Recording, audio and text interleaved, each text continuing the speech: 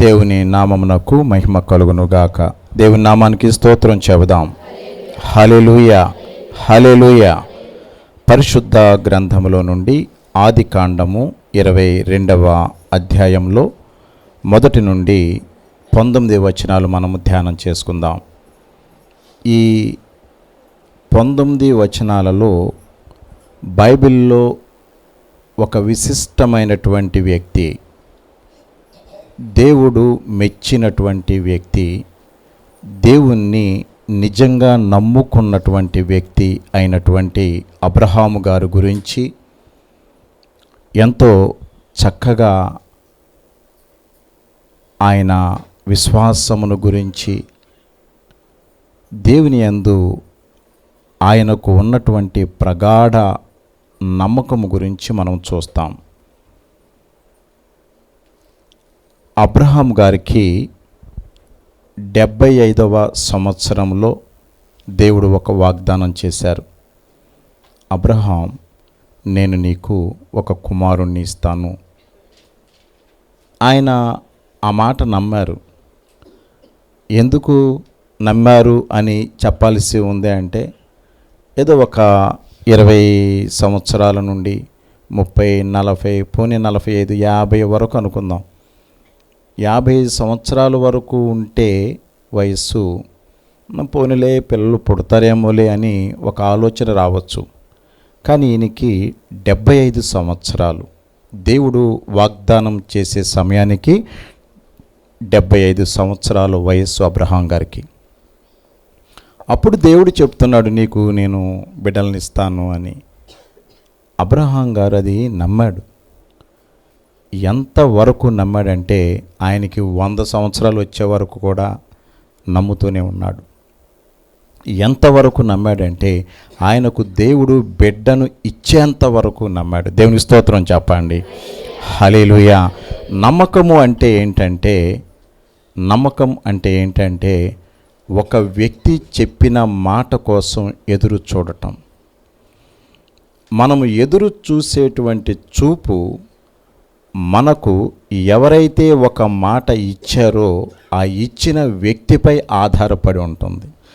ఆ ఇచ్చిన వ్యక్తిని మనము నమ్మినటువంటి ఆ నమ్మకంపై ఆధారపడి ఉంటుంది. లేకపోతే ఏదో కొద్ది రోజులు, కొద్ది సంవత్సరాలు చూడటం, ఇంకా ఏం చేస్తారులే, ఇంతేలే జరిగిపోతుందిలే అని సాధారణంగా ఏం చేస్తారంటే వదిలేస్తారు. అబ్రహాం గారు అలా వదలలేదు. అబ్రహాం గారు దేవుని వైపు మాత్రమే చూస్తూ ఉన్నారు.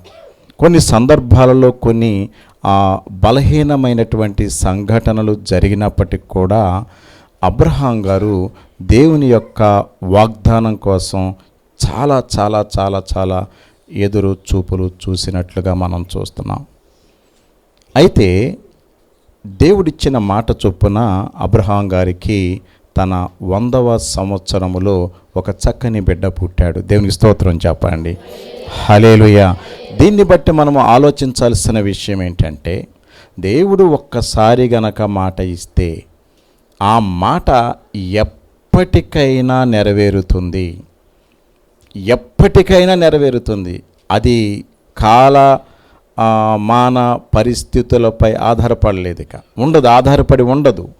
ఎందుకంటే అది దేవుని మాట కాబట్టి ఆయన ఏదైనా చేయగలరు. అయితే అది పొందుకునేటువంటి స్థితి ఆ వ్యక్తులకు ఉండాలి. ఆ పొందుకునే స్థితి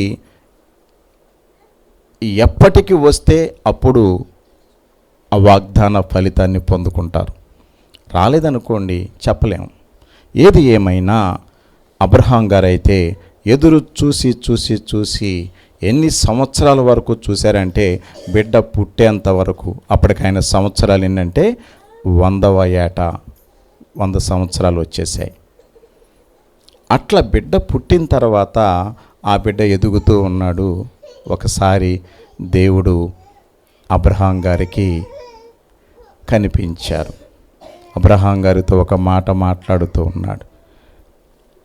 ఎట్లా మాట్లాడారంటే, అనగనగా ఉండెను పూర్వము ఒక భక్తుడు, అతని పేరు అబ్రహాం, అతడు దైవ భక్తుడు. అనగనగా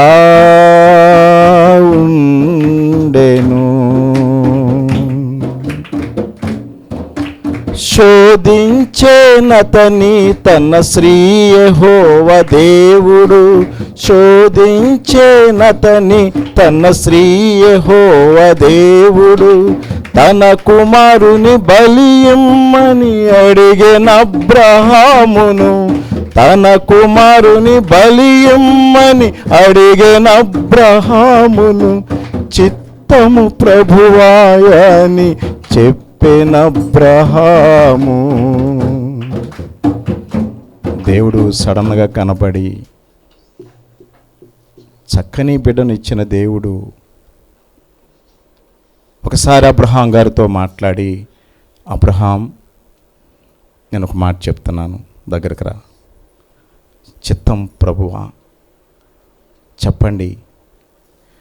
ఎంతో దేవుని యందు భయభక్తులు కలిగినటువంటి వ్యక్తి అబ్రహాం గారు. చెప్పండి. ఆ చెప్పండి అన్నటువంటి ఆ మాటలోని గూఢార్థం, లేకపోతే ఆ మాటలోనిటువంటి ఇంకా మీరు ఏమి చెబితే అది నేను చేస్తాను అనే భావన మనం చూడొచ్చు. చిత్తము ప్రభువా. దేవుడు అంటున్నారు, నీకు ఒక బిడ్డనిచ్చాను కదా, ఆ బిడ్డను నాకు దహన బలిగా ఇవ్వు. బిడ్డను తీసుకొచ్చి నా సన్నిధిలో పెట్టు. అది కాదు దేవుడు అబ్రహాం గారితో మాట్లాడింది. ఆ బిడ్డను నాకు దహన బలిగా ఇవ్వమంటున్నారు. అబ్రహాం గారికి ఆలోచించండి ఒకసారి, ఆ పరిస్థితి ఎలా ఉంటుందో. ఒక తండ్రిగా మనకైతే చాలా ఆలోచనలు వస్తాయి. దేవుడిచ్చాడు, మళ్ళీ దేవుడు తీసుకుంటాడా? ఇది దేవుని మాట అంటారా? ఒకవేళ సాతాను మాటేమో. చూద్దాం మళ్ళీ ఒకసారి, చూద్దాం 4 రోజులు, చూద్దాం 1 నెల. నిజమేనా అసలు ఇది? ఇట్లా దేవుడు మాట్లాడతారా? సాధారణంగా చాలా పెద్ద పెద్ద భక్తులకు కూడా వచ్చే ఆలోచన ఇది. ఎప్పుడంటే దేవుడు ఒక మాట చెప్పినప్పుడు అది ప్రతికూలంగా మనకు అనిపిస్తే, బాగానే ఉంటే వెంటనే ఓకే దేవుడు చెప్పాడు నేను చేసేయాలి, లేకపోతే సరే ప్రభువా అనేటువంటి ధోరణిలో ఉంటారు. కానీ అది ఏదైనా ప్రతికూలంగా కనిపిస్తే, మనకి ఇష్టం లేనట్లుగా, మనకి భారమైనదిగా, మనకు కష్టంగా అనిపిస్తే, ఏమో ఇది దేవుడు చెప్పారా, మరొకసారి ఆలోచిద్దాం. వాళ్ళని పిలిచి, వీళ్ళని పిలిచి, ఇంకొకరిని పిలిచి, ఇంకొకరిని పిలిచి, భార్యని పిలిచి, అందరినీ పిలిచి ఎప్పటి వరకు పిలిచి అడుగుతారంటే, ఎప్పటి వరకు పిలిచి అడుగుతారు? ఎందుకయ్యా నువ్వు అనవసరంగా లేక లేక లేక లేక 100 సంవత్సరాలకి పిల్లోడు పుడితే ఇప్పుడు మళ్ళీ ఆ పిల్లోడిని దేవుడు ఇమ్మంటాడా? అసలు దేవుడు చెప్తాడు అలాంటి మాట అని ఎవరో ఒకరు అనే వరకు అడుగుతూనే ఉంటారు. ఎందుకంటే ఆగాలి.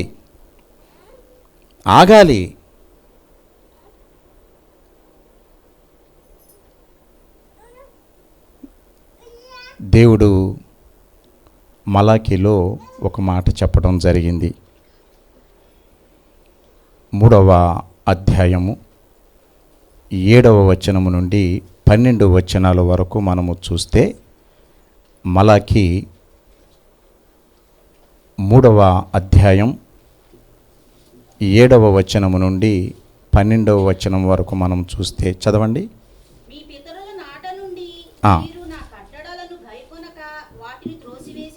దేవుడు మాట్లాడుతూ ఉన్నాడు. ఎవరితో అంటే దేవుని బిడ్డలతో, దేవుణ్ణి నమ్ముకున్న వారితో, దేవుడు కావాలి అనుకుంటున్న వారితో. బైబిల్ గ్రంథంలో మనము గమనిస్తే ఈ బైబిల్ గ్రంథం ఎవరికి అనంటే కేవలం దేవుణ్ణి నమ్ముకున్న వారికి మాత్రమే.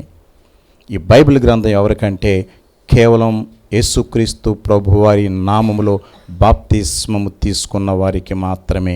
ఈ బైబిల్ గ్రంథం ఎవరికంటే కేవలం దేవుడు నాకు కావాలి అని ఆశపడుతున్న వారికి మాత్రమే. కాబట్టి బైబిల్ గ్రంథంలో ఏ మాట మనము చూసినా ఎక్కడ చదివినా ఆయన బిడ్డలతో మాట్లాడినట్టే ఉంటుంది. అనవసరమైన వ్యక్తులతో దేవుడు ఏ మాట కూడా మాట్లాడరు. బలవంతం చేసే ప్రసక్తే లేదు అస్సలు. చాలామంది మాట్లాడుతున్న మాటలు ఏంటంటే వాళ్ళు తెలిసి మాట్లాడుతున్నారో తెలియక మాట్లాడుతున్నారో కానీ బలవంతంగా యేసు ప్రభు దగ్గరికి తీసుకెళ్తున్నారు. కొంతమంది యేసు ప్రభును నమ్ముకోమని చెబుతున్నారు, ఏమేమో మభ్య పెడుతున్నారు, అవి ఇస్తున్నారు, ఇవి ఇస్తున్నారు. అదేంటంటే వాళ్ళు అనవసరమైన మాటలు మాట్లాడుతున్నట్టే, ఉపయోగం లేని మాటలు. దేవుని దగ్గరకు గనక బలవంతంగా ఎవరైనా తీసుకురావాలి అంటే, లేకపోతే దేవుడే మనుషులందరినీ బలవంతంగా తన దగ్గరికి తీసుకురావాలంటే ఎంత సమయం పడుతుందండి? దేవుడు మనుషులందరినీ తన దగ్గరికి తీసుకురావాలనుకుంటే ఒక క్షణం పట్టదు. గిలగిలలాడుకుంటా మొత్తం పరిగెత్తుకొస్తారు. రారా, దేవునికి ఇదేమైనా కష్టమైన పనా? ఎప్పుడు కూడా దేవుడు ఏ మనిషిని కూడా బలవంతం చేసే ప్రసక్తే లేదు.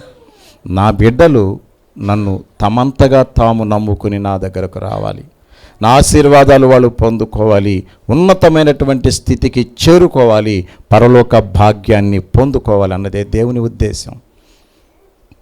వెళ్ళండి అయ్యా, బలవంతంగా తీసుకురండి, లాక్కురండి, ఇలాంటిది ఉండదు దేవుని దగ్గర.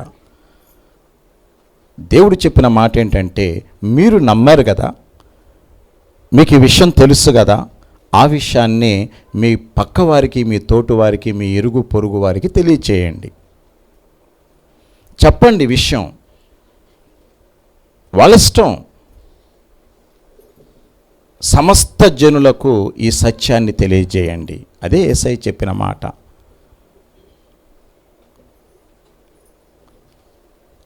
ఆ మాట నమ్మితే, వింటే, కావాలనుకుంటే వస్తారు, లేకపోతే లేదు ఎవరైనా కానీ.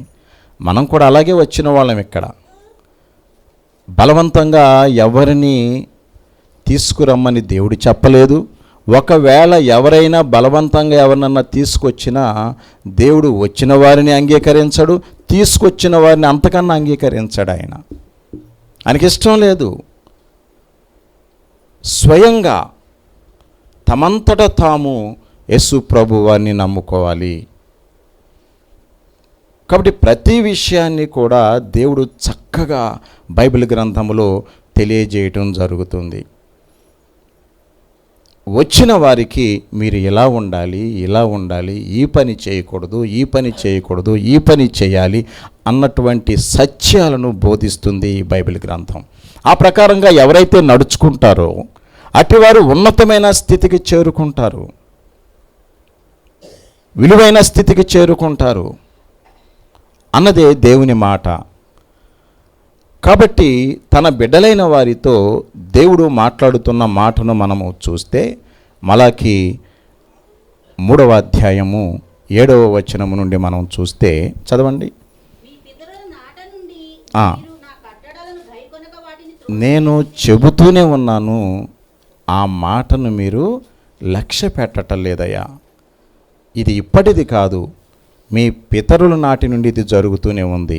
ఏంటి ఆ మాట?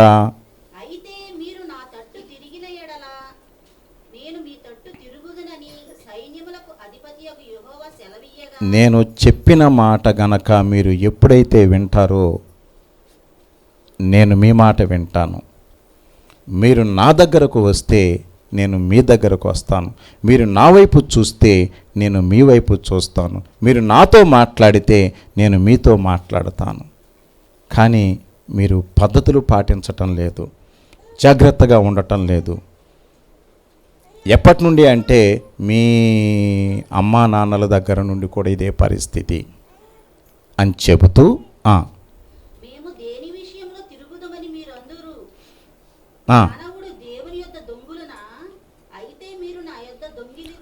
మీరు నేను ఇలా అంటా ఉంటే ఏ విషయం అయ్యా, ఏ విషయంలో మేము ఈ మాట వినలేదు అని అంటారు. ఒక్క మాట చెప్తున్నాను వినండి. మనిషి ఎప్పుడైనా దేవుని దగ్గర దొంగతనం చేయగలడా? మనిషి ఎప్పుడైనా దేవుని దగ్గర దొంగతనం చేస్తాడా, చేయగలడా? అయితే మీరు నా దగ్గర దొంగతనం చేస్తున్నారు. ఏంటి ఆ దొంగతనం అంటే, ఎందు విషయంలో మీరు దొంగతనము మేము చేశాము, ఏ విషయం చేశామయ్యా, ఎక్కడ చేసాము దొంగతనము అని మీరు అడిగితే, 10వ భాగమును ప్రతిష్ఠత అర్పణమును ఇవ్వక మీరు అనని దేవుడు తన బిడ్డలైన వారికి ఆయన ఇచ్చినటువంటి వాగ్దానం ఏంటంటే, ఖచ్చితంగా నా సన్నిధికి మీరు వచ్చినప్పుడు మీరు నన్ను అడుగుతారు, సహాయం చేయండి, నాకు మీరు నన్ను ఆశీర్వదించండి, నా బిడ్డలను ఆశీర్వదించండి అని అడుగుతాం ఖచ్చితంగా ఎవరైనా సరే. దేవుడు ఏమంటున్నాడంటే, నేను మిమ్మల్ని ఆశీర్వదిస్తాను, ఖచ్చితంగా మీ పంటలను ఆశీర్వదిస్తాను, మీకున్న సమస్త జీవజలాన్ని నేను ఆశీర్వదిస్తాను, అన్ని సమృద్ధిని మీకు దయచేస్తాను. అయితే ఒక్క కండిషన్ ఏంటంటే, ఒక్క మాట ఏంటంటే, నేను మీకు ఇచ్చిన దానిలో 10వ భాగము నా సన్నిధికి తీసుకురండి. ఎందుకు ఈ 10వ భాగం నా సన్నిధికి తీసుకురావాలంటే, నా మందిరములో ఆహారం ఉండునట్లు. ఈ వచనాలన్నీ మనం చదువుకుంటే 7 నుంచి 12 వరకు ఉద్దేశం ఏంటంటే, దేవుని మందిరములో ఆహారం ఉండాలి. ఆ ఆహారము లేని వారికి అందించబడాలి. అవసరములో ఉన్నవారికి సహాయము చేయటం కోసం, ఆపదలో ఉన్నవారిని ఆదుకోవటం కోసం, మీరు చక్కని స్థితిలో ఉన్నప్పుడు, చక్కని నా దీవెనలు పొందుకున్నప్పుడు ఖచ్చితంగా ఆ ఆశీర్వాదాలలో 10వ భాగాన్ని నా సన్నిధికి తీసుకుని రండి. దేవుడు చెబుతున్న మాటలేవి. అయితే మీరు నా మాటను పాటించటం లేదు, మీ ఇష్టం వచ్చినట్లు మీరు ఆలోచిస్తున్నారు. నా బాధ ఏంటంటే, నేను చెప్పినట్టు మీరు చేస్తే ఆకాశవాక్యండను విప్పి పట్టజాలనంత విస్తారమైన దీవెనలు నేను ఇస్తాను. అది నా మాటది. మీరు అది పాటిస్తే నేను ఇది చేస్తాను, అంతే కండిషన్. అది మీరు చేయకపోతే చేయను. మీరేం చేస్తున్నారంటే, ఆ చిన్న భాగం ఇవ్వటానికి వెనకాడి నా నుండి పెద్ద ఆశీర్వాదాలు మీరు పొందుకోలేకపోతున్నారు. దేవుడు చెప్పిన మాట ఈనాడు మనము చూస్తూ ఉన్నాం. చాలామంది ఏమంటున్నారంటే, కొత్త నిబంధనలో 10వ వంతు భాగం ఇమ్మనుందా? ఎక్కడుంది? ఇవి మాట్లాడే మాటలు. ఏమండి, ఒక మాట చెప్పినప్పుడు ఆ మాటను పాటించటానికి, ఒక సత్యము చెప్పినప్పుడు, అది దేవుని మాటగా చెప్పినప్పుడు ఆ మాటను పాటించటానికి రుజువులు అవసరమా? పాటించేవాడికి రుజువు అవసరమా? ఏది మాట్లాడినా చెప్పింది చేయకుండా ఎగ్గొట్టడానికి, మానేయటానికే చాలామంది మార్గాలు వెతుకుతూ ఉంటారు. అక్కడుందా, ఇక్కడుందా, అప్పుడెప్పుడో చెప్పారు, ఎప్పుడు చెప్పినా ఒక్కటే మాట దేవునిది ఏంటంటే, నేను చెప్పినట్టు మీరు చేస్తే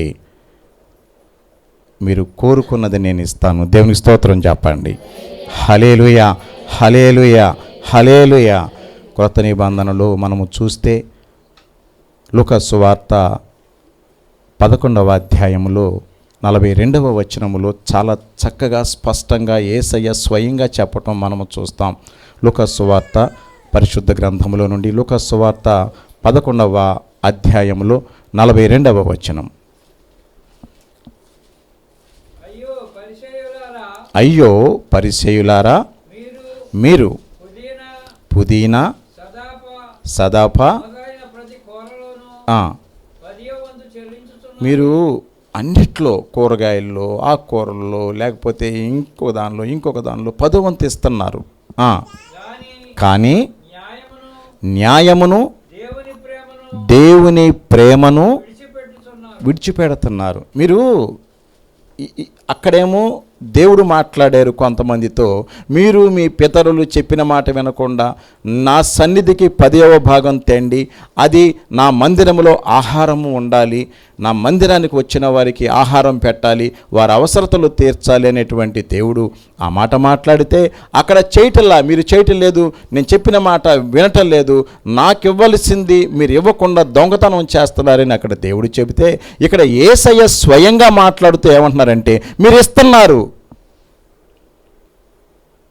కానీ 10వ వంతు ఇచ్చేసి మేము ఇంకా భక్తి పరులు అనుకోవటానికి కూడా కుదరదు.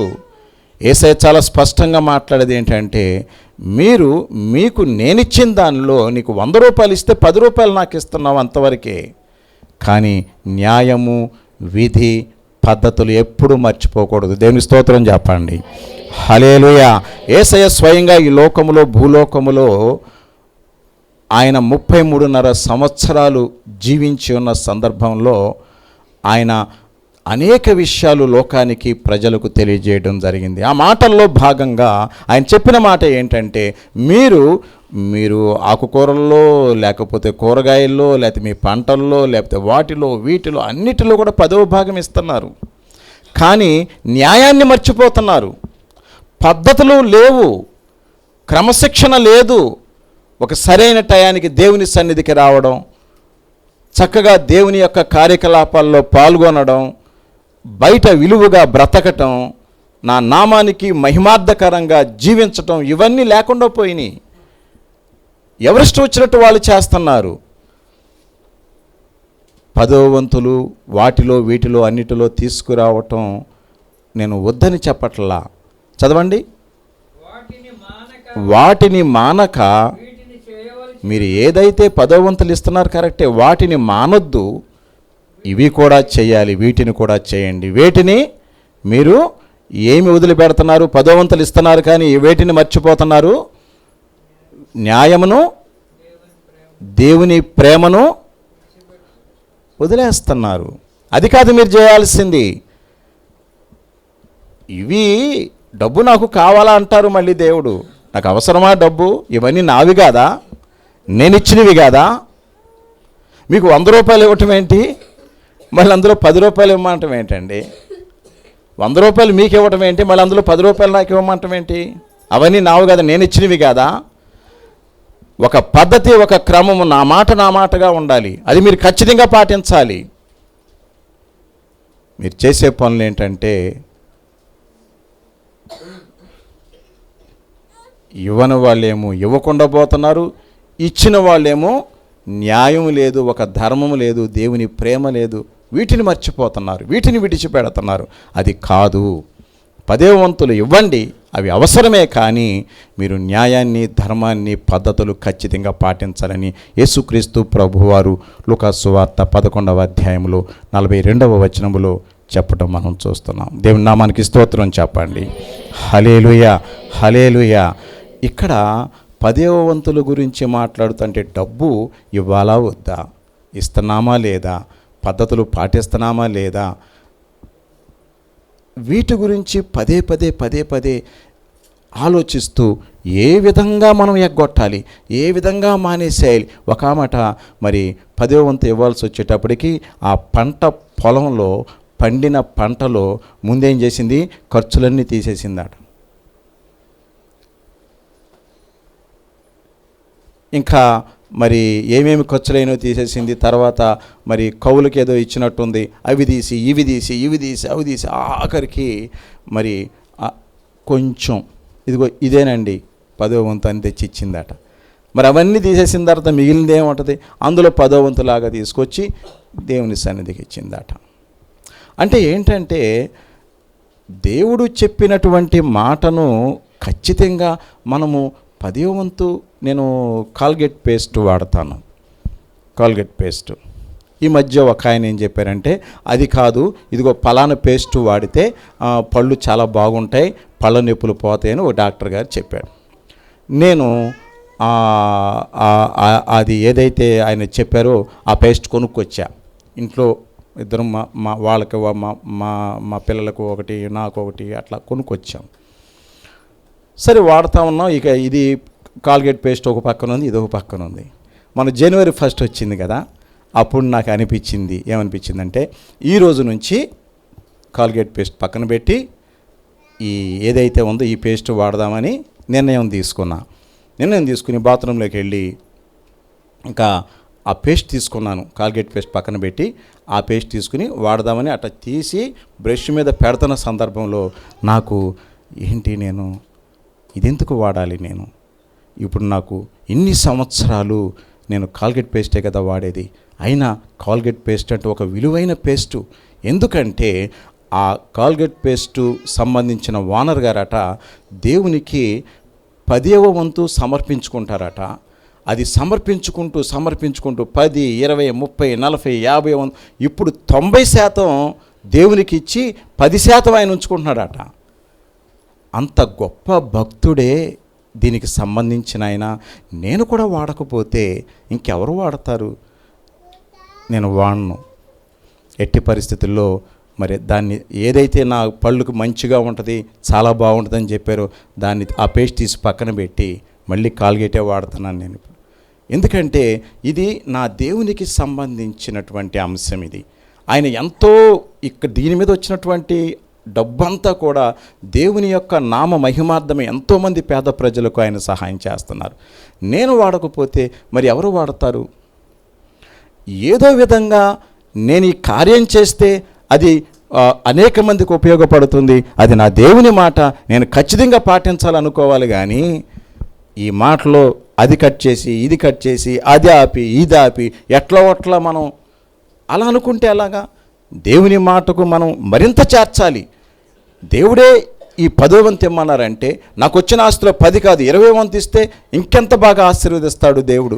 అలా ఆలోచించాలి. కానీ ఇందులో ఏదో విధంగా కట్ చేసి డబ్బుల విషయంలో, ధాన్యం విషయంలో, ఆస్తుల విషయంలో, అంతస్తుల విషయంలో మనం ఇలా ఆలోచిస్తూ ఉంటే అబ్రహాం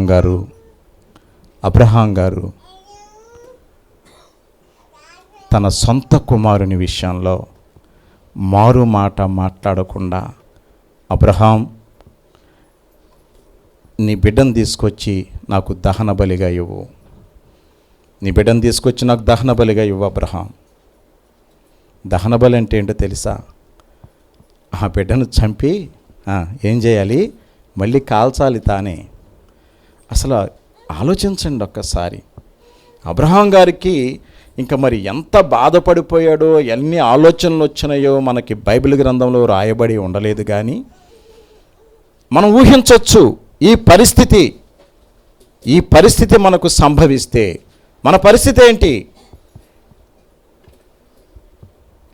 అబ్రహాం గారికి దేవుడు ఈ మాట చెప్పగానే బహుశా ఆయన మొదటి జీవితం గుర్తొచ్చి ఉంటుంది. ఆయన పిల్లలు లేకుండా బాధపడుతూ ఉన్న సమయంలో, కన్నీరు విడుస్తున్న సమయంలో, రోడ్డు మీద అడుగు పెట్టడానికి ఎవరేమంటారో అనేటువంటి ఆలోచనలతో బాధపడుతున్న సమయంలో, దేవా, ప్రభువా, నాకు బిడ్డలు కావాలని కోరుకున్నాడో, ఎన్నిసార్లు కోరుకున్నాడో. కానీ దేవుడు ఒక వాగ్దానం చేసిన తర్వాత ఒక ఆశ మొదలైంది ఆయనలో. నాకు దేవుడు బిడ్డలను ఇస్తాడు. ఎదురు చూస్తున్నాడు. చూశాడు 25 సంవత్సరాలు చూశాడు. దేవుడు ఒక వాగ్దానం చేసిన తర్వాత ఖచ్చితంగా ఇస్తాడని నమ్ముతున్నాడు. కానీ ఆ నమ్మకం ఎంతకాలం అండి? 1, 2, 3, 4, 10, 15, 25 సంవత్సరాలకి దేవుడు బిడ్డనిచ్చాడు. ఇదంతా గుర్తొచ్చింది ఆయనకి. నేను బిడ్డలు లేని సమయంలో నేను ఎలాంటి కష్టాలు అనుభవించాను, ఎలాంటి మాటలు భరించాను, ఎంత బాధపడ్డాను, ఎంత వేదన పడ్డాను. నేను, నా భార్య బయటికి వెళ్ళాలంటే భయపడిపోయాం, బాధపడిపోయాం. ఎవరేమంటారో, ఎవరేమనుకుంటారో, వీళ్ళు ఎదురొచ్చారు, వాళ్ళు ఎదురొచ్చారు. మన జీవితంలో మనం చూస్తానే ఉన్నాం. ఈ రోజుల్లో కూడా పిల్లలు లేని వారిని ఎంత దారుణంగా మరి తోటి వాళ్ళే మాట్లాడటం మనం చూస్తున్నాం. దేవుడు ఇవ్వాల్సినటువంటి బహుమానం అండి అది. దేవుడిచ్చే గిఫ్ట్. ఇస్తాడు ఇచ్చే నాటికి. ఎట్టి పరిస్థితుల్లో ఏ వ్యక్తిని కూడా అలా తోలనాడి మాట్లాడకూడదు. న్యాచురల్గా సంభవించేటువంటి పరిస్థితుల విషయంలో ఎవరు కూడా ఆయా వ్యక్తులను తోలనాడి తప్పుగా, అవమానకరంగా ఎప్పుడూ మాట్లాడకూడదు. ఇవన్నీ గుర్తొచ్చినాయి. ఒక ప్రక్క పిల్లోడు ఉన్నాడు. ఆ పిల్లవాడిని దహన బలిగా అడుగుతున్నారు. ఎవరు అడుగుతున్నారంటే ఇచ్చిన ఆయన అడుగుతున్నాడు. ఇప్పుడు నేనేం చేయాలి? అన్నీ గుర్తొస్తున్నాయి. ఆ బిడ్డలు లేనప్పుడు నేను ఎంత బాధపడ్డాను, ఎంత ఏడ్చాను, ఏంటి పరిస్థితి ఏంటి, ఇప్పుడేంటి ఇదంతా. కన్నీటిలోయలో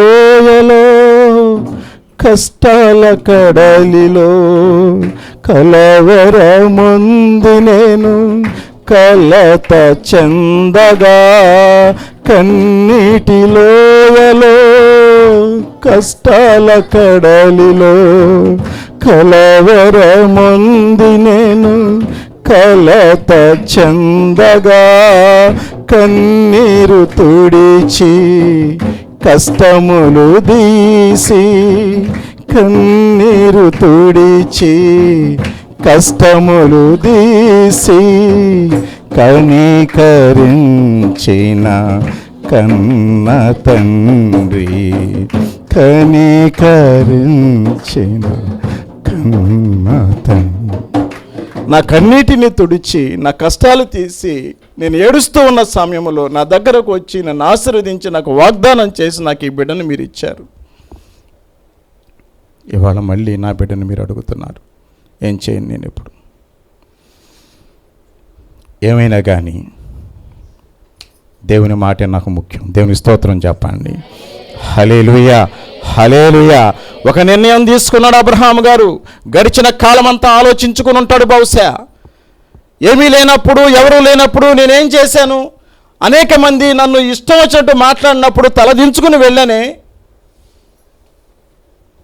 అలాంటి పరిస్థితులలో నా దేవుడు నాకు ఇచ్చిన బిడ్డే కదా, ఆయన ఇచ్చిన బిడ్డే కదా, మళ్ళీ ఆయన అడుగుతున్నాడు, ఇద్దాం. దేవుని స్తోత్రం చెప్పండి. హల్లెలూయా. ఒక మహా గొప్ప భక్తుడు మానవ జాతిలో మరి అబ్రహాం గారు. దేవుని దృష్టిలో విలువైన వ్యక్తి అబ్రహాం గారు. దేవుని స్తోత్రం చెప్పండి. హల్లెలూయా, హల్లెలూయా. ఒక నిర్ణయం తీసుకున్నాడు. ఆ నిర్ణయం ఏంటంటే ఎవరికి చెప్పాలా ఆ విషయాన్ని? భార్యకి చెప్పాలి కదా, పోనీ బిడ్డతో చెప్పాలా? పనివారు ఉన్నారు, ఆ పనివారితో చెప్పాలా? గమనించండి, ఎప్పుడైనా కానీ ఒక మంచి పని మనము చేసేటప్పుడు 10 మందికి చెప్పకూడదు, వేరే ఆలోచన రాకూడదు. ఎట్టి పరిస్థితులలో కూడా ఆ మంచి పని మనము ముందుగా ఎంత త్వరగా దాన్ని మనము కొనసాగిస్తే అంత మంచిది. మరి ఇప్పుడు జరుగుతున్నదేంటి? బిడ్డను దానబలిగా ఇవ్వటం మంచి పనా?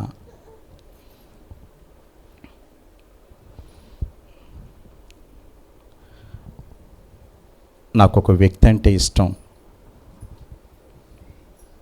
నన్ను ప్రేమించే వ్యక్తి ఆయన. 100కి 100 నేను ఏదైనా అడిగితే ఖచ్చితంగా ఇచ్చే వ్యక్తి ఆయన. ఆయన ఒక మాట చెబితే నేను పాటించాలా లేదా? ఎప్పుడైనా గుర్తుపెట్టుకోండి, మీకు ఒక విలువైన వ్యక్తి ఎవరైనా ఉంటే, మీ మాటకు విలువిచ్చే వ్యక్తులు ఎవరైనా ఉంటే, మిమ్మల్ని ప్రేమించే వ్యక్తులు ఉంటే, మిమ్మల్ని గౌరవించే వ్యక్తులు ఉంటే, మీ కష్టాలలో ఆదుకునే వ్యక్తులు ఉంటే, వాళ్ళు ఏదైనా మీకు చెప్పినప్పుడు వెనక ముందు ఆలోచించకుండా చేయాలి. ఎట్టి పరిస్థితుల్లో ఇంకా ఆలోచించకూడదు. ఎందుకంటే ఆయన ఇచ్చిన సమస్తముతోనే ఆ జీవితం అలా ఉన్నప్పుడు అలాంటి వ్యక్తి ఏదైనా మనల్ని అడిగితే, ఒకవేళ మనకు అది ఇష్టమైంది కాకపోయినా కానీ ఆ వ్యక్తి కోసం ఖచ్చితంగా మనము అంగీకరించి తీరాలది. అలా కాకుండా ఆ వ్యక్తి ఏదో ఒకసారి చేస్తారు, ఒకసారి చేయరు అనుకోండి. అలాంటి వాళ్ళు చెప్పినప్పుడు మనం ఏం చేయాలి? అటు ఇటు ఒకరిద్దరిని ఆలోచించుకోవాలి. అలా కాకుండా ఏదో అప్పుడప్పుడు చేస్తాడండి, అప్పుడప్పుడు ఏదో మాట్లాడతాడని అంటాడు ఆయన, మరి ఇప్పుడు ఈ మాట మాట్లాడి అనుకున్నప్పుడు ఒక 10 మందితో మనం గమనించుకోవాలి, ఆలోచించుకోవాలి.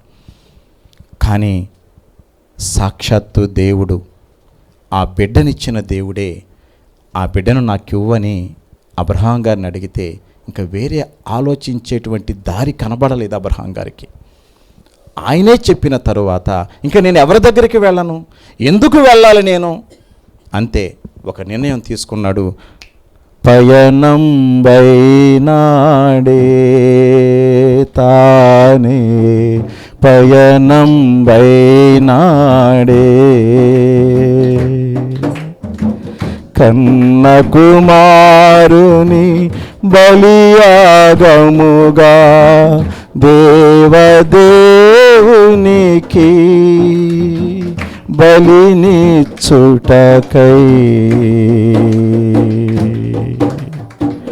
పయనం బైనాడే తానే పయనం బైనాడే.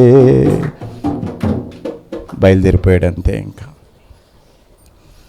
ఒక నిర్ణయం తీసుకున్న తర్వాత ఇక నేను ఆగను, నా దేవుడే నన్ను అడిగిన తర్వాత.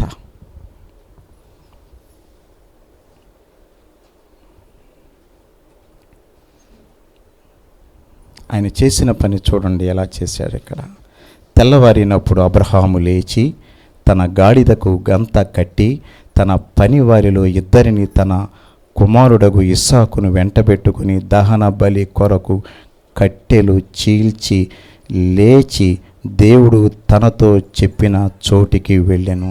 బయలుదేరిపోయాడు. ఇంకా కావలసిన వస్తువులన్నీ తీసుకున్నాడు. ఒక ఇద్దరు పనివారిని తీసుకున్నాడు. ఎవరినైతే బలి ఇవ్వాలో ఆ బిడ్డను తీసుకున్నాడు. బయలుదేరిపోయాడు అబ్రహాం గారు. ఆలోచించండి, గమనించండి. ఏదైనా దేవుని వాక్యము మనకు వినిపిస్తున్నప్పుడు ఆ సిచ్యుయేషన్లో నేనుంటే నా పరిస్థితి ఏంటి అనే ఆలోచన రావాలి. ఒక కథలాగా కాదు మనం వినాల్సింది.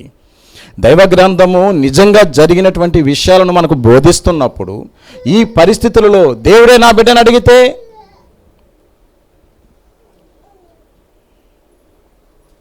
ఒక్కసారి మనం ఆలోచిస్తే గుండెలు పగిలిపోవా? తట్టుకోగలమా?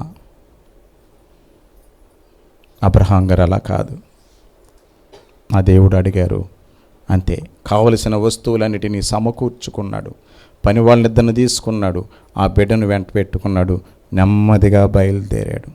తన పని వారితో ఏమన్నాడంటే, మీరు గాడిదతో ఇక్కడనే ఉండండి, నేనును ఈ చిన్నవాడును అక్కడికి వెళ్ళి దేవునికి మ్రొక్కి మరలా మీ యొద్దకు తిరిగి వచ్చేదమని చెప్పి దహన బలికి కట్టెలు తీసుకుని తన కుమారుడగు ఇస్సాకు మీద పెట్టి తన చేతితో నిప్పును కత్తిని పట్టుకొని పోయెను.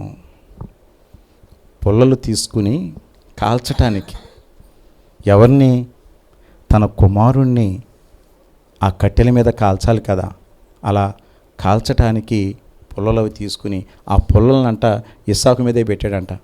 బిడ్డ మీదే పెట్టి మోయమని ఆయన నిప్పు ఒకటి కత్తి ఒకటి పట్టుకుని పనివారిని అక్కడ పెట్టి, పనివారిని బహు దూరము నాపి, పనివారిని బహు దూరము నాపి బయలుదేరెను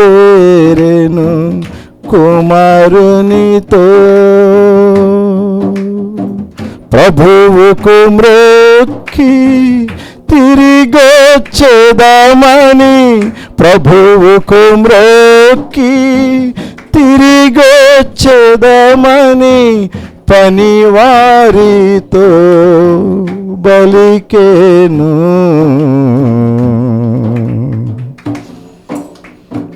పయనం వైనాడే తానే పయనం వైనాడే.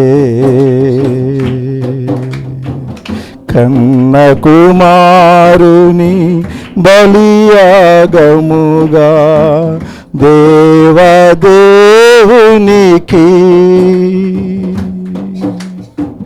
బలినిచ్చుటకై పయనం వైనాడే తానే పయనం వైనాడే. పని వాళ్ళని అక్కడ పెట్టేశాడు. నాన్న ఇదిగో ఈ పొలలు నేను ఎత్తి మీద పెట్టుకో. కత్తి పట్టుకున్నాడు. బాధ అనిపిస్తుంది, కానీ నా దేవునికి ఇచ్చిన మాట తప్పకూడదు. అది నా బిడ్డ విషయంలోనైనా సరే ఎట్టి పరిస్థితుల్లో వెనక్కి తిరగను నేను. కనీసం భార్యతో కూడా చెప్పలేదండి. బయలుదేరిపోయినటువంటి గొప్ప విశ్వాసం అబ్రహాం గారిది. గొప్ప విశ్వాసం. అలా బయలుదేరి వెళుతూ ఉంటే వారిద్దరూ కూడి వెళ్ళుచుండగా ఇస్సాకు ఆ, తన తండ్రి అయిన అబ్రహాముతో నా తండ్రి అని పిలిచెను. అందుకతడు ఏమి నా కుమారుడా అని అడిగాడు. అప్పుడు అతడు నిప్పును కట్టెలను ఉన్నవి గాని దహన బలికి గొర్రెపిల్ల ఏది? నాన్న, నిప్పులున్నాయి, కట్టెలున్నాయి, గొర్రెపిల్ల ఏది? ఒకసారి ఆలోచించండి. తండ్రి హృదయం బద్దలైపోదా? కట్టెలు నిప్పు కలవు బలికి, కట్టెలు నిప్పు కలవు బలికి, పశువేదని కొడు కడిగేను. పశువును ప్రభువే చూచుకొనునని, పశువును ప్రభువే చూచుకొనునని, పసివానితో సహా బలికేను.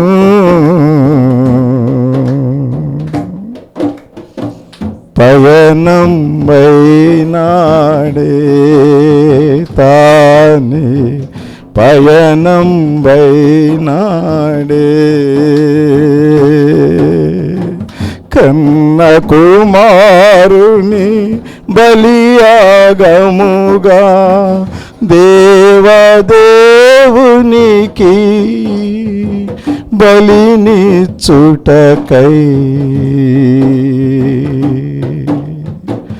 పయనం వైనాడే, పయనం వైనాడే. డౌట్ వచ్చింది కొడుక్కి. నాన్న, మనిద్దరం వెళుతున్నాం, నిప్పు కూడా ఉంది, కట్టెలు ఉన్నాయి. ఒకసారి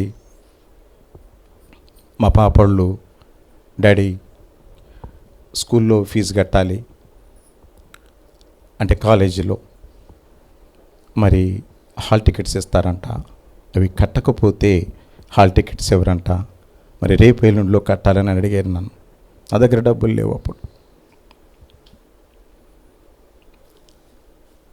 సుమారు అవి 20,000 పైనే, ఇద్దరికి 20,000 పైనే కట్టాలి. నా దగ్గర అస్సలు డబ్బులు లేవు. నాన్న, కడదాం, దేవుడు ఇస్తాడులే. నాకు తెలుసు నా దగ్గర డబ్బులు లేవు, రేపు వెళ్ళి కట్టాలి. చాలా బాధపడ్డా దేవుని దగ్గర. నేను నా బిడ్డలకు తెలియదు కదా నా దగ్గర డబ్బులు లేని సంగతి. నా కష్టం నా బిడ్డలకు తెలియదు, నేను ఎంత బాధపడుతున్నానో నా బిడ్డలకు తెలియదు. కానీ అవసరం అది.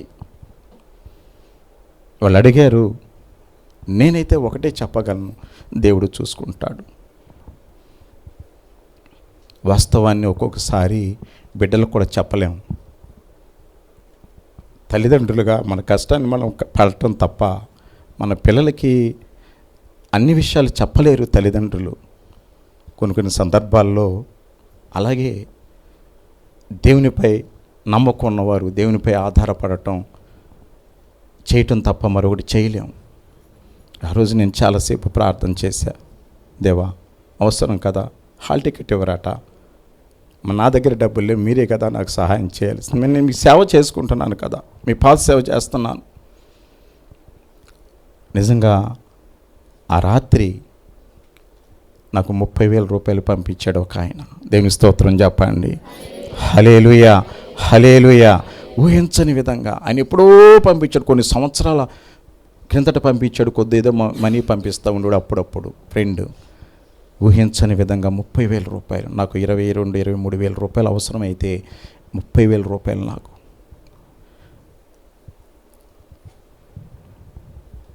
దేవుడు ఉన్నాడండి. ఎట్టి పరిస్థితుల్లో మనల్ని విడిచిపెట్టడు ఆయన. దేవునిపై మనం ఆధారపడితే నీ కష్టకాలములో, నీ అవసరతలో మనం ఊహించని విధంగా దేవుడు ఖచ్చితంగా ఆదుకుంటారు ఆయన. అబ్రహాం గారి నమ్మకం కూడా అదే.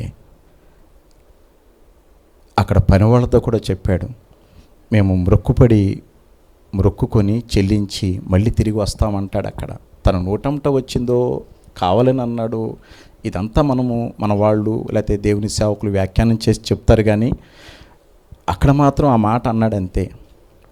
అది దేవుడు అనిపించాడా, తానన్నాడా? హృదయంలో బాధ. తనకు తెలుసు తన బిడ్డని తన చేతితో చంపబోతున్నాడు, నరకబోతున్నాడు, ఆ కట్టెల మీద కాల్చబోతున్నాడు.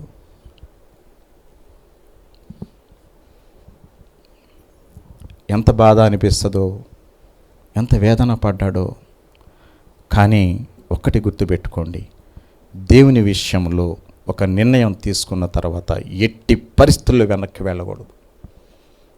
అదే దేవుని నుండి మనము పొందుకునేటువంటి గొప్ప సహాయానికి మొదటి మెట్టు. వెనక్కి వెళ్ళొద్దు, ఎవరితో చెప్పొద్దు. చెప్పావంటే వాడు 100 మాటలు చెప్తాడు.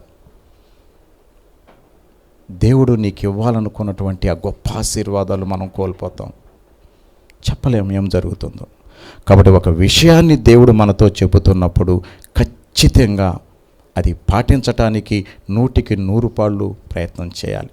అబ్రహాం గారు నిర్ణయం తీసుకున్న తర్వాత ఎవరితో చెప్పదలుచుకోలేదు, ముందడుగు వేశాడు, బయలుదేరి వెళ్తూ ఉన్నాడు. ఆ బిడ్డను తీసుకుని వచ్చి చదవండి. అబ్రహాము, నా కుమారుడా, దేవుడే దహన బలికి గొర్రె పిల్లను చూచుకొనని చెప్పాను. అలాగూ వారిద్దరూ కూడి వెళ్ళి దేవుడు అతనితో చెప్పిన చోటికి వచ్చినప్పుడు అబ్రహాము అక్కడ బలిపీఠమును కట్టి కట్టెలు చక్కగా, చూడండి చక్కగా పేర్చంట. మాటలు చూడండి ఒకసారి ఎలా ఉంటాయో. ఎవరికి చక్కగా పిల్లోడిని బలి ఇవ్వాలి అంటే మీరు దేవుని వాక్యాన్ని చక్కగా వినాలి. ఆ మాట అక్కడ చూడండి ఎలాంటి మాట పెట్టారు అక్కడ. ఆ బాధలో మనకు ఆ బాధ సంభవిస్తే చక్కగా చేస్తామండి. ఏ పనైనా చేస్తారా? బిడ్డకి ఏదో అవటం కాదు, చిన్న జ్వరం వస్తేనే ఆ తల్లిదండ్రులు తట్టుకోలేక అటు పరిగెత్తి ఇటు పరిగెత్తి. ఈయనట దేవునికి నేను బలిస్తున్నాను, దేవునికి నేను సమర్పించుకుంటున్నాను నా బిడ్డను, నా దేవుని విషయంలో నేను చాలా జాగ్రత్తగా ఉండాలి, ఎక్కడ తేడా రాకూడదు. ఆ కట్టెలు ఆ పుల్లలనట చక్కగా పేర్చాడంట. చూడండి, చక్కగా పేర్చి. దేవుని విషయంలో ఎట్టి పరిస్థితుల్లో కూడా తక్కువగా ఆలోచన చేయొద్దు. నీకెంత కష్టం వచ్చిందని నువ్వు అనుకున్నా దేవుని విషయంలో మోకరించి ప్రాధేయపడి దేవుణ్ణి ప్రార్థన చేస్తే ఎంతటి కష్టమైనా సరే, ఎంతటి కన్నీటినైనా సరే దేవుడు ఆనంద బాష్పాలుగా మార్చగల సమర్థుడు ఆయన. దేవుని స్తోత్రం చెప్పండి. హల్లెలూయా, హల్లెలూయా. మార్చగలిగిన సమర్థుడు ఆయన. దేవుని స్తోత్రం చెప్పండి. హల్లెలూయా, హల్లెలూయా. ఎంత గొప్ప విశ్వాసం అబ్రహాం గారికి అంటే, నా దేవుని మాటే నాకు ముఖ్యం. ఆయనకి తెలియదు. అబ్రహాం గారికి తెలుసా దేవుడు మళ్ళీ నేను నా బిడ్డను బలి అర్పించే సమయంలో దేవుడు వస్తాడు, ఆపమంటాడు? ఇవేమీ తెలియదు ఆయనకి. యోబు గారికి కూడా మళ్ళీ దేవుడు నన్ను ఆశీర్వదిస్తాడు, మళ్ళీ నాకు బిడ్డలను ఇస్తాడు, మళ్ళీ నాకు 2 అంతల ఆస్తి ఇస్తాడని యోబు గారికి తెలియదు. బైబిల్ గ్రంథంలో ఎంత గొప్ప భక్తులు ఉన్నారో తెలుసా?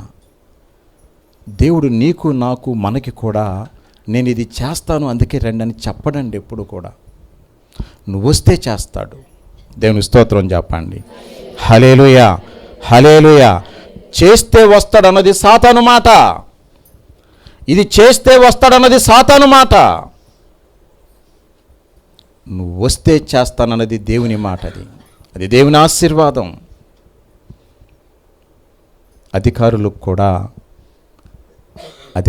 కూడా డబ్బులిచ్చి చేయించుకోవటం లంచం అవుతుంది. పని చేసిన తర్వాత మనం ఏదైనా ఇస్తే అదేమవుతుంది? గిఫ్ట్ అవుతుంది, బహుమానం అవుతుంది. ఎంత తేడో చూడండి. ఎంత తేడా చూడండి. దేవుని విషయంలో నువ్వు దేవుని సన్నిధికి ఖచ్చితంగా జాగ్రత్తగా వచ్చి విలువగా నువ్వు ఉండగలిగితే దేవుడు నీకు బహుమానాన్ని ఇస్తాడు. నేను అది ఇస్తాను, ఇది ఇస్తాను. కొంతమంది మాట్లాడే మాటలు అవి ఏదేదో ఇస్తానని చెప్పేసి యేసుప్రభు దగ్గరికి తీసుకెళ్తున్నారండి జనాన్ని. అసలు దేవుడికి ఇష్టం ఉండదండి ఆ మాట. దేవునికి ఇష్టం లేని మాటలు ఎవరు చేసినా వాళ్ళను కూడా పక్కన పెడతాడు దేవుడు వచ్చేవారితో పాటుగా. ఆ మాటలు ఎందుకు మాట్లాడుతున్నారు? సాతాను మాటలు. దేవునికి ఏంటంటే దేవుని దగ్గరకు హృదయపూర్వకంగా ఎవరైతే వస్తారో వారిని ఆశీర్వదిస్తాడు దేవుడు. అంతే. నేను ఆశీర్వదిస్తాను, మీరు అందరూ రండి నా దగ్గరికి అనడు దేవుడు. ఆశ పెట్టడు దేవుడు. లేకపోతే ఏమేమో చెప్పడు దేవుడు. ఆయన బిడ్డలకి ఇచ్చే మాటలు ఇవన్నీ కూడా, చెప్పే మాటలు ఇవన్నీ కూడా. అబ్రహాం, నువ్వు నీ బిడ్డనివ్వు, ఇచ్చే సమయానికి మళ్ళీ నేను వద్దంటానులే అన్నాడా? అసలు అబ్రహాం గారికి ఏం తెలియదు. ఆయన వెళుతున్నాడు. అబ్రహాం గారు కట్టెలు చక్కగా పేర్చి తన కుమారుడగు ఇస్సాకును బంధించి ఆ పీఠము పైనున్న కట్టెల మీద ఉంచెను. ఆ బిడ్డను బంధిస్తున్నాడంటే ఇస్సాకండి దేవుని వాగ్దానంతో పుట్టిన బిడ్డ. ఎట్లా వాగ్దానం అంటే అబ్రహాం గారు పరిపూర్ణుడైన తర్వాత దేవుడు ఇచ్చాడు ఆయనకు. పరిపూర్ణమైన విశ్వాసం కలిగిన తర్వాత ఒక విలువైన బిడ్డను దేవుడు ఇవ్వటం జరిగింది. బైబిల్ చరిత్రలో ఇస్సాకు లాంటి కుమారుడిని మనం చూడలేం. చాలా విధేయత కలిగినటువంటి బిడ్డ ఆయన, విలువైన బిడ్డ ఇస్సాకు. దేవుడు ప్రేమతో తన దాసునికి ఇచ్చినటువంటి చక్కని బిడ్డ ఇస్సాకు. ఆ ఇస్సాకు చూడండి, మధ్యలో వచ్చేటప్పుడు అడిగాడు ఒక మాట, నానా నిప్పు ఉంది, కట్టెలు ఉన్నాయి, కానీ మరి పశువు ఏది కనపట్టలేదే అడిగినప్పుడు అక్కడే తండ్రి హృదయం తరుక్కుపోయినప్పటికి కూడా దేవుడు చూసుకుంటాడని చెప్పాడు ఆయన. ఇప్పుడు వచ్చి కట్టెలు పేర్చాడు. ఆ పిల్లోడిని కట్టి ఇక దాని మీద పడుకోబెడుతున్నాడు, కడుతున్నాడు కాళ్ళు చేతులు. ఏమనుకోవాలి ఆ బిడ్డ? ఏమనుకోవాలి? ఎంత చిన్నోడైనా ఊరుకుంటాడండి? చిన్నపిల్లని కాలు చేతులు కడితే ఊరుకుంటాడా? ఆడు పెద్దోడు అవ్వాల్సిన అవసరం లేదు, చిన్నపిల్లాడు. కాముగా ఉన్నట్టే కదా బైబిల్ గ్రంథంలో రాసినటువంటి మాటలను బట్టి.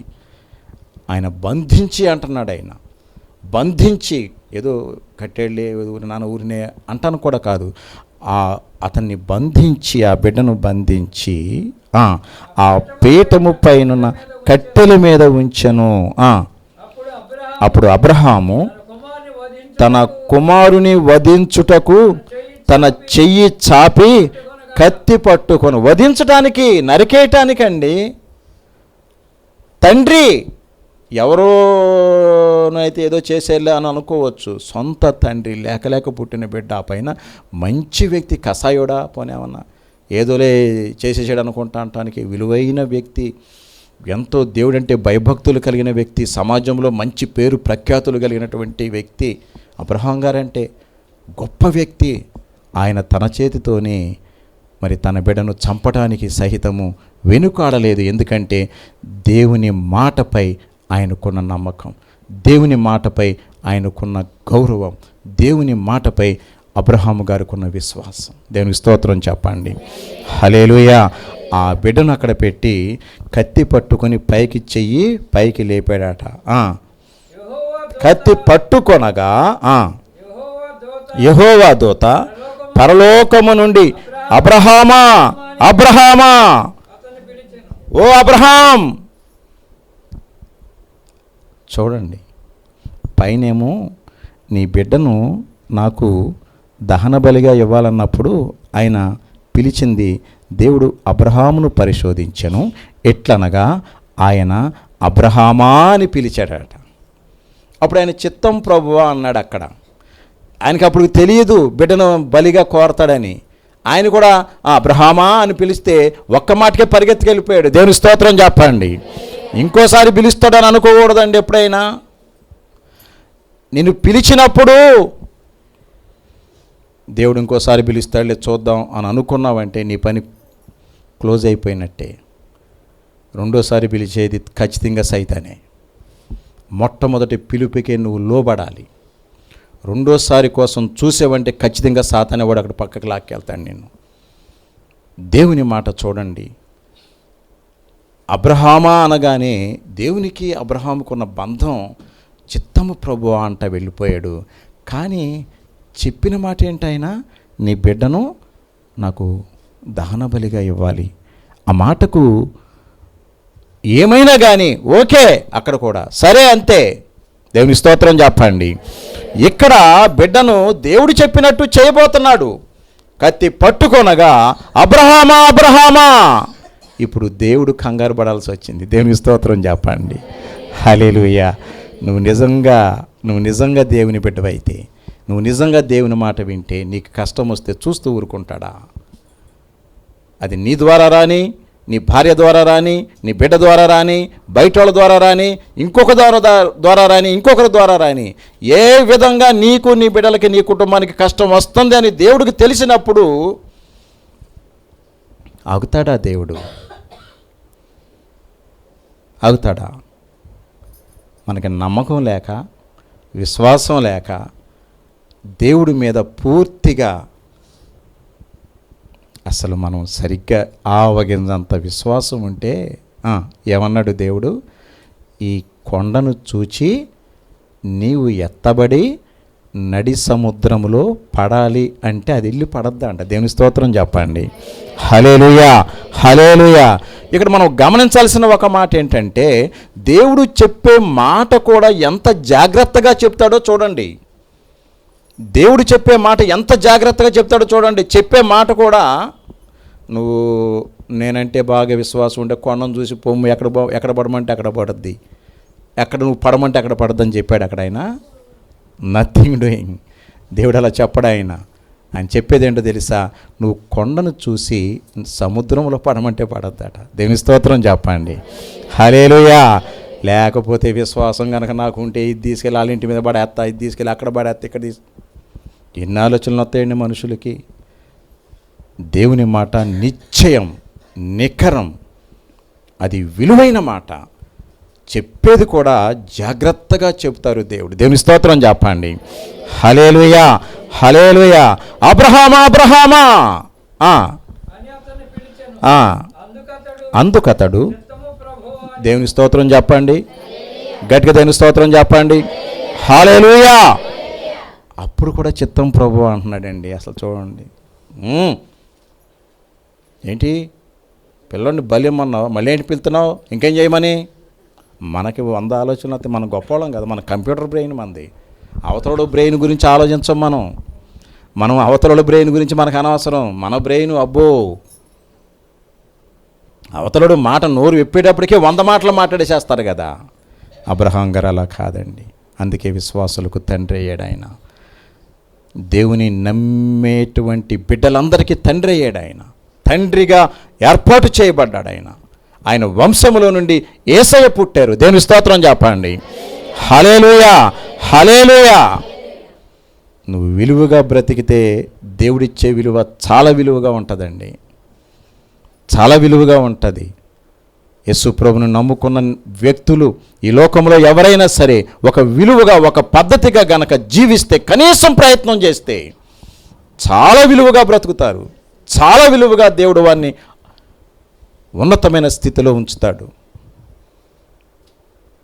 అబ్రహామా అబ్రహామా అని అంటే మళ్ళీ ఏంటి పిలుస్తున్నాడు? పిల్లోడిని దహన బలండి కోరేది. పిల్లోడిని తీసుకెళ్ళి అక్కడ ఊరు బయట వదిలిపెట్టరమ్మంటే పోనీ ఏదైనా చేస్తా నేను. అరే పిల్లోడిని వధించి మళ్ళీ నేను కాల్చాల నా చేతులతో. ఆ మాత్రానికి ఇవ్వకపోతే ఏంటండి? ఇవ్వకపోతే ఏంటి? మనమైతే అలాగే ఆలోచిస్తాం. కానీ ఆ గొప్ప తండ్రి విశ్వాసులకు ఆయన అలా మాట్లాడలేదు. దేవా చెప్పండి, మళ్ళీ ఏం చేయమంటారు? ఎక్కడైనా పొరపాటు జరిగిందా? నేను చేసే పనులు ఏమైనా తప్పు జరిగిందా అన్నట్లుగా చిత్తము ప్రభువా. అప్పుడు ఆయన ఆ చిన్నవాని మీద చెయ్యి వేయకుము, అతని ఏమీ చేయొద్దు, నీకు ఒక్కడై ఉన్న నీ కుమారుని నాకియ్య వెను తీయలేదు గనుక నీవు దేవునికి భయపడు వాడవని ఇందువలన నాకు కనబడుచున్నది. దేవునికి స్తోత్రం చెప్పండి. హల్లెలూయా, హల్లెలూయా, హల్లెలూయా. దేవుడండి ఆయన. మీకు శోధనలు వస్తాయి కానీ భరించలేని శోధనని నేను ఎప్పుడూ పెట్టనంటాడు దేవుడు. మీరు భరించలేని శోధన పెట్టను. అందుకని మీ శోధన ఏదొచ్చినా సరే భరించేటువంటి స్థితే మనకు ఉంటుంది. ఎలా భరించాలో కూడా ఆ మార్గాన్ని చెప్తాడట దేవుడు. దేవుని స్తోత్రం చెప్పండి. హల్లెలూయా. వెంటనే ఆ బిడ్డను నువ్వేం ముట్టుకోవద్దయ్యా, నాకు అర్థమైంది, నాకు తెలుసు నువ్వెంత గొప్ప విశ్వాసివో, నన్ను ఎంత నమ్ముతున్నావో, ఆ బిడ్డను నువ్వేమీ చేయొద్దు. దేవుని స్తోత్రం చెప్పండి. హల్లెలూయా. అప్పుడు అబ్రహాము కన్నులెత్తి చూడగా పొదలో కొమ్ములు తగులు కొని ఉన్న ఒక పొట్టేలు వెనక తట్టున కనబడెను. అబ్రహాము వెళ్ళి ఆ పొట్టేలును పట్టుకొని తన కుమారునికి మారుగా పెట్టి దహన బలిగా అర్పించెను. దేవుని స్తోత్రం చెప్పండి. హల్లెలూయా. దేవుడు చెప్పిన వెంటనే అట్లా అన్నాడు, ఆగమన్నారు అనేసరికి అటు చూసేటప్పటికి ఒక పొట్టేలు కనపడుతుందట. ఎస్ ఆ పొట్టేలను తీసుకొచ్చి ఆయన కుమారునికి బదులుగా దహన బలి అర్పించడం జరిగింది. దేవుని స్తోత్రం చెప్పండి. హల్లెలూయా, హల్లెలూయా. వాక్కు ఇచ్చిన దేవుని నీవు పాడి కొనియాడు, వాక్కు ఇచ్చిన దేవుని నీవు పాడి కొనియాడు, తీర్చిదిద్దే ఆత్మ నిన్ను చేర ప్రార్థించు, తీర్చిదిద్దే ఆత్మ నిన్ను చేర ప్రార్థించు, సోలిపోవలదు,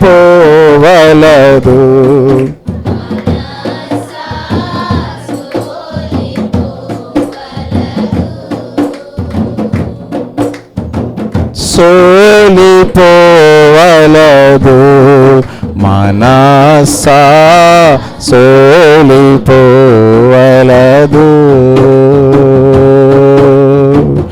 నేను గని పిలచిన దేవుడు విడచిపెడతాడా,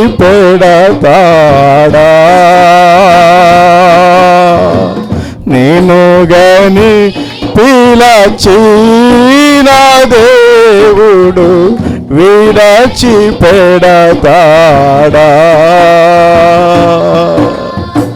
సోలిపోవలదు మనసా, సోలిపోవలదు. బాధపడాల్సిన అవసరం లేదండి. దేవుడు నీకు వాక్ ఇచ్చిన తర్వాత నిన్ను వదిలిపెడతాడా? అయితే ఒక్కటి మాత్రం మనం చేయాలి. ఆ వాక్కు ఇచ్చిన దేవుడు నీ దగ్గరికి వచ్చేటట్లుగా నువ్వు ఉండాలి.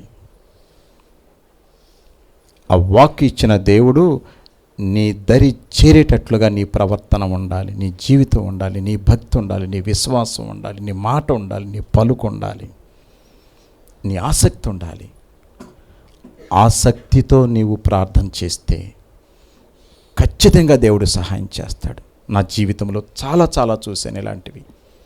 నేను చెప్పే మాటలు అనుభవాలే కానీ ఊరికే ఏదో వాళ్ళు చెప్పిన మాటలు, వీళ్ళు చెప్పిన మాటలు, లేకపోతే ఏదో కథల్లాగా చెప్పే మాటలు కానే కాదు. ఏ మాట చెప్పినా అది నిజం, నా జీవితంలో జరిగినటువంటి వాస్తవాలని నేను చెబుతున్నాను. బైబిల్ గ్రంథంలో కూడా వాస్తవాలే ఉంటాయి. ఇందులో వాస్తవాలే, నిజాలే ఉంటాయి బైబిల్ గ్రంథంలో.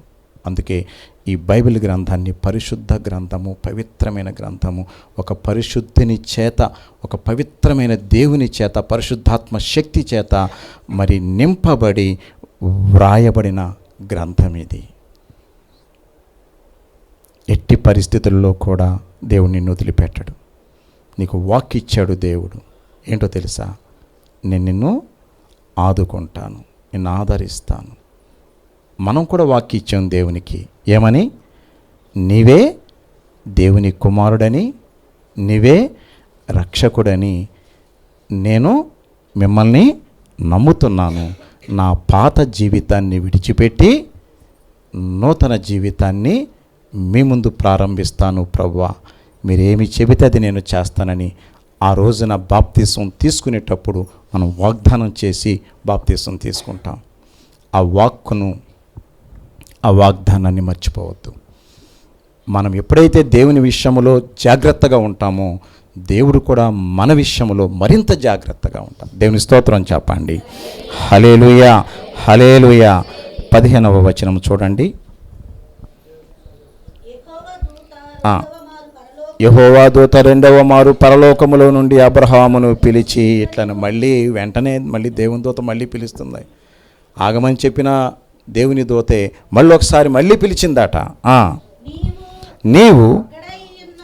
నీకు ఒక్కడే అయ్యి ఉన్న నీ కుమారుని వెను తీయక ఈ కార్యము చేసినందున. గమనించండి, ఒక శోధన మనకు వచ్చిందని మనం అనుకున్నప్పుడు ఆ శోధనను మనము జయించగలిగితే దేవుడిచ్చేటువంటి ఫలితం చాలా గొప్పగా ఉంటుంది, చాలా విలువైనదిగా ఉంటుంది. అబ్రహాం గారికి వచ్చిన శోధన మామూలు శోధన కాదు. ఏదో కోడి పిల్లనో, కుక్క పిల్లనో, నక్క పిల్లనో, లేకపోతే దేన్నో దాన్నో ఇమ్మంటాం కదా, లేకపోతే 10 బస్తాలు బియ్యమో, లేకపోతే ఒక 10,000, లేకపోతే 20,000, అది కాదు దేవుడు అడిగింది. సొంత కొడుకునే అడిగాడండి. ఇక అంతకంటే పెద్ద శోధన ఏం కావాలి? ఆ శోధనను సహితము అబ్రహాం గారు జయించడం జరిగింది. దేవునికి స్తోత్రం చెప్పండి. హల్లెలూయా. ఆ శోధన జయించినందువలన దేవుడిచ్చేటువంటి గొప్ప ఆశీర్వాదాలు, ఐశ్వర్యం ఏంటంటే, నీకు ఒక్కడే అయ్యున్న నీ కుమారుని వెను తీయక ఈ కార్యము చేసినందున నేను నిన్ను ఆశీర్వదించి ఆకాశ నక్షత్రముల వలెను సముద్ర తీరమందలి ఇసుక వలెను నీ సంతానమును నిశ్చయముగా విస్తరింపజేసేదను. దేవుని స్తోత్రం చెప్పండి. హల్లెలూయా. ఒక్క పిల్లోడిని నువ్వు నాకు ఇవ్వటానికి ముందుకొచ్చావు. నేను ఎంతమందిని ఇస్తానో తెలుసా? ఆకాశ నక్షత్రాల్లా, సముద్రములో ఇసుక రేణువుల్లా నీ సంతానాన్ని ఆశీర్వదిస్తాను. దేవుని స్తోత్రం చెప్పండి. హల్లెలూయా. అది మాత్రమే కాదు, నీ సంతతి వారు తమ శత్రువుల గవిని స్వాధీనపరచుకుంటారు. ఎవరు ఇంకా నీకు విరోధులంటూ ఉండరు, నీకు విరోధులంటూ ఉండరు. మరియు నీవు నా మాట వినినందున భూలోకములోని జనములన్నీ నీ సంతానము వలన ఆశీర్వదించబడును. నా తోడని ప్రమాణము చేసి ఉన్నానని యెహోవా సెలవిచ్చెను. దేవుని స్తోత్రం చెప్పండి. హల్లెలూయా. ఒక పిల్లాన్ని నువ్వు ఇచ్చావు కదా, ఇవ్వటానికి ఇష్టపడ్డావు కదా, తీసుకొచ్చావు కదా, నువ్వు ఇస్తానన్నందుకే, ఇష్టపడినందుకే నేను నీకు ఆకాశ నక్షత్రాల, సముద్ర రేణువుల విస్తారమైనటువంటి ఆశీర్వాదాలు నేను నీకు కుమ్మరిస్తాను. విస్తారమైన జనాన్ని, బిడ్డలను నేను నీకు అనుగ్రహిస్తాను. ఇంకొక విషయం, వాళ్ళు గొప్ప యోధులు అవుతారు సుమా. శత్రువులను వాళ్ళు స్వాధీనపరచుకుంటారు. ఇంకొక విషయం చెప్పనా? నీ వలన భూలోకములో ఉన్న సంతానం అంతా కూడా, ప్రజలందరూ కూడా ఆశీర్వదించబడతారు. దేవుని స్తోత్రం చెప్పండి. హల్లెలూయా, హల్లెలూయా. గమనించండి, దేవుడు మనల్ని కోరగా ఎట్టి పరిస్థితుల్లో వెనకడుగు వేయొద్దు. ఏదో సాకు మనము చెప్పి తప్పించుకుంటున్నారని అనుకుంటున్నారు, కానీ మీరు తప్పుకున్నాం అనుకుంటున్నారు, కానీ వచ్చే ఆశీర్వాదాలన్నీ పోగొట్టుకుంటున్నారు. ఒక మాట దేవుడు మీకు చెప్పినప్పుడు అది ఖచ్చితంగా కళ్ళకు అద్దుకుని చేయండి దేవుని సన్నిధిలో. అది విలువైన విషయం. మీకు తెలియకుండానే ఎంతో విలువైన స్థితిని మీరు పొందుకుంటారు. మత్తయి సువార్త 19వ అధ్యాయము 29వ వచనము చూడండి. మత్తయి సువార్త 19వ అధ్యాయము 29వ వచనం.